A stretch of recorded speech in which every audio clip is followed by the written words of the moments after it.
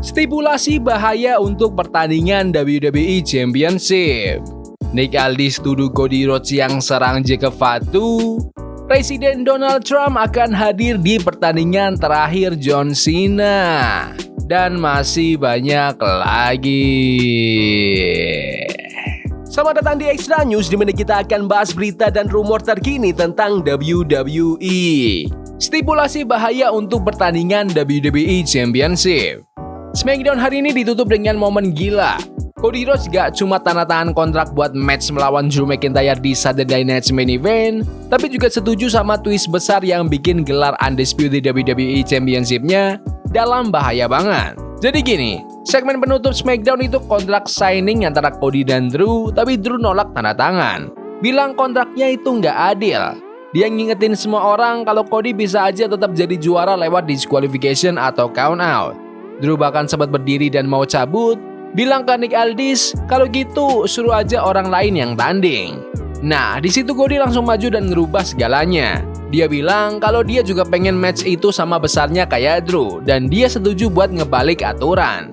Aldis langsung ngasih peringatan keras, nyuruh Cody mikir ulang. Tapi Cody cuma nyengir dan jawab kalau dia nggak peduli.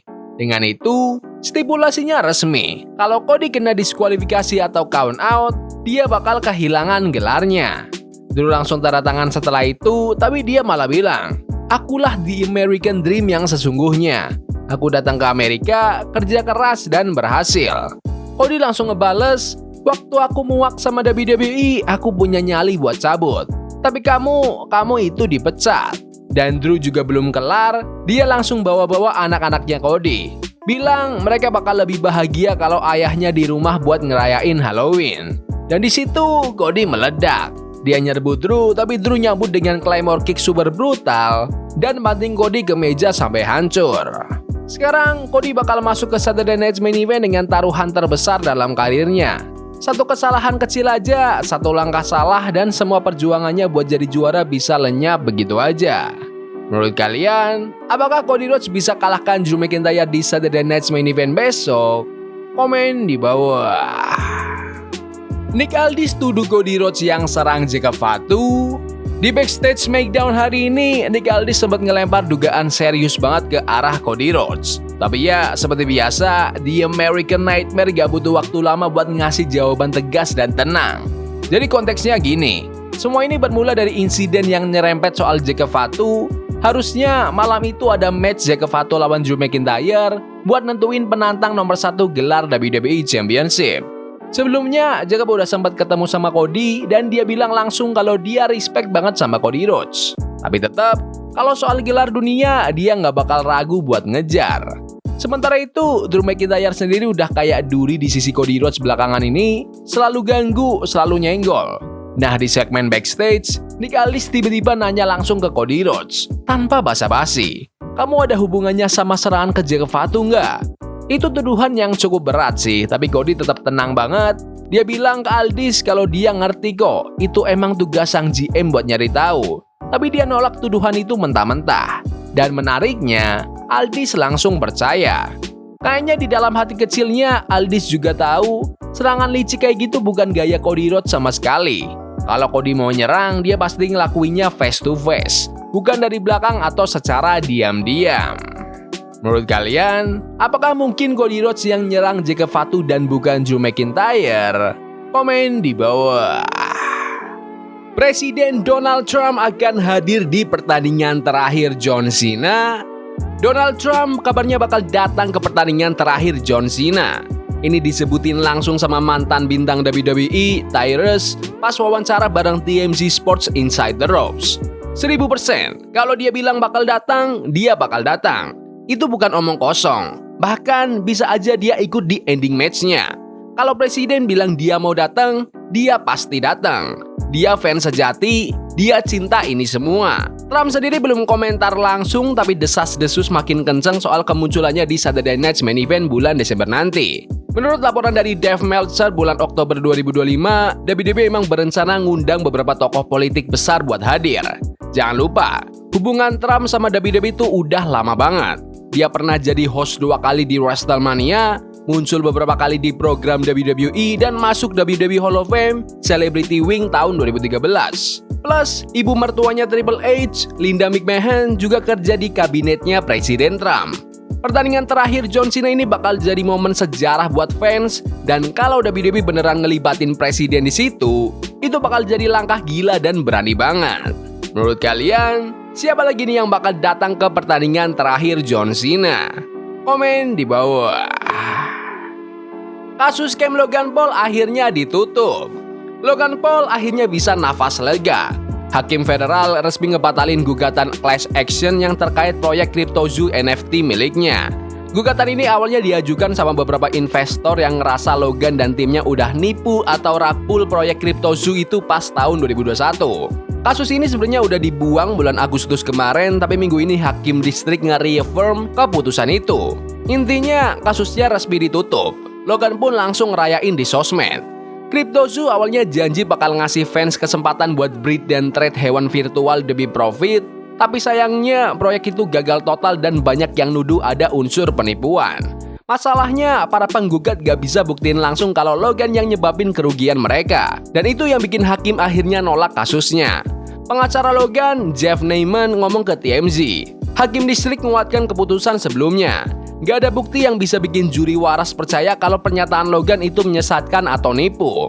Yang lucu, Logan dapat kabar kemenangan kasus ini pas hari pernikahannya sama Nina Agdal. Timing yang cakep banget buat bulan madu. Sekarang, Logan fokus penuh ke WWE, dia udah resmi pensiun dari tinju dan mau serius di dunia gulat.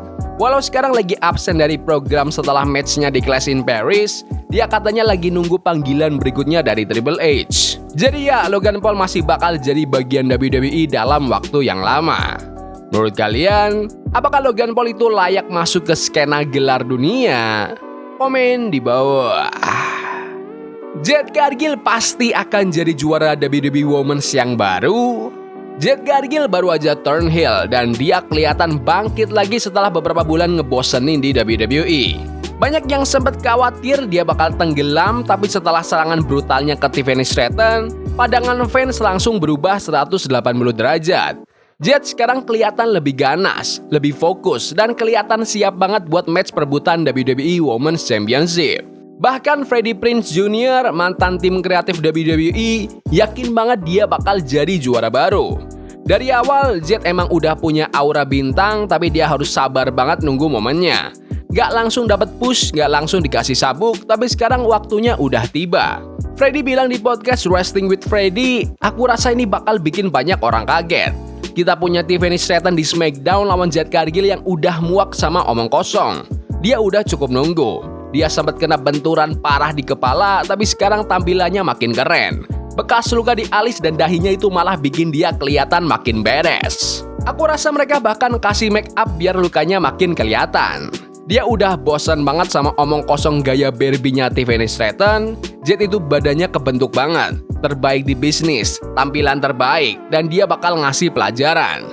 Aku sepakat. Aku pilih Jade Cargill buat ngalahin sang juara dan jadi wajah baru Friday Night SmackDown. Menurut kalian, apakah Jade Cargill harus kalahkan Tiffany Stratton dan jadi juara WWE yang baru? Komen di bawah. Kontrak jangka panjang baru Chelsea Green. Menurut laporan terbaru, Chelsea Green resmi tanda tangan kontrak jangka panjang baru sama WWE. Jadi ceritanya, pihak WWE udah ngontak Chelsea jauh sebelum kontraknya yang lama habis. Kontrak pertamanya itu berdurasi 3 tahun, ditandatangani di akhir tahun 2022 dan harusnya baru kelar di akhir tahun 2025. Tapi negosiasinya ternyata udah kelar dari bulan Januari kemarin, dan hasilnya kontrak baru 5 tahun yang bakal bikin Chelsea stay di WWE sampai tahun 2030. Selama ini, Chelsea emang jadi sosok yang konsisten banget di program WWE, apalagi waktu dia ada di storyline perebutan gelar United States title setelah masa kejayaannya jadi juara. Belakangan, dia juga sering nongol di NXT, dan menariknya, dia sekarang satu kubu sama Ethan Page, juara NXT North American Champion. Nah, kabarnya di belakang layar udah ada pembicaraan buat naikin duo ini ke main roster nantinya. Tapi sebelum dipanggil naik, Chelsea dan Ethan bakal terbang ke Meksiko minggu ini buat tampil di acara spesial Triple A Dia de Muertos di Monterrey. Mereka dijadwalkan buat nantang La Hiedra dan Mr. Iguana demi sabuk Triple A World Mixed Tag Team Championship. Menurut kalian, apakah Chelsea Green itu aset baik untuk divisi wanita WWE? Komen di bawah. Oba Femi harus segera naik ke main roster. WWE Hall of Famer sekaligus komentator NXT, Booker T, percaya kalau waktunya Oba Femi di NXT udah habis. Di podcastnya, Hall of Fame Podcast, Booker bilang kalau si Nigerian Giant ini udah siap banget buat naik ke main roster. Menurut dia, Oba udah ngelakuin semua hal yang bisa dilakukan di NXT. Udah waktunya move on ke Raw atau SmackDown. Oba sendiri tuh sempat pegang NXT North American Championship selama 267 hari dan selama itu dia jadi salah satu superstar paling dilindungi dan paling mengesankan di NXT. Booker T ngerasa Oba udah mentok di level developmental dan sekarang momen paling pas buat dia naik kelas. Aku bisa bilang, Oba udah ngelakuin kerja yang luar biasa di NXT dan kalau sekarang waktunya dia pindah, itu waktu yang tepat. Kalau dia tetap di NXT, emang masih ada apa lagi yang bisa dia lakuin? Dia udah mendominasi. Booker lanjut ngejelasin, menurut dia, Oba Femi udah siap banget buat langsung nge-impact di main roster dan WWE harus segera ngambil keputusan. Aku pikir Oba bisa bikin gebrakan besar di main roster sekarang. Dia udah ngelakuin semua hal yang bisa dilakukan di NXT. Udah waktunya narik Plato. Aku emang bukan yang nentuin booking, makanya aku agak ragu ngomong ini. Tapi jujur, aku rasa Oba Femi bakal cocok banget di main roster. Apalagi kalau dia dikelilingi orang-orang yang bisa ngajarin dia jadi bintang main event. Booker juga nyebutin beberapa nama besar yang menurut dia bisa bantu Oba berkembang ke level selanjutnya. Orang-orang kayak Randy Orton, CM Punk, Roman Reigns, buat ada di sekitar mereka itu nggak ternilai buat orang kayak Oba Femi. Menurut kalian, apakah Oba Femi harus segera naik ke main roster? Komen di bawah. Ya udah gitu aja video berita hari ini. Jangan lupa like dan subscribe ke channel ini karena aku pengen 20.000 subscribers di bulan ini. Tolong bantu.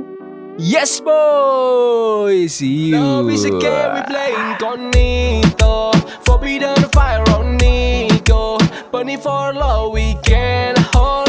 I wish we were impossible. Yeah, we play incognito.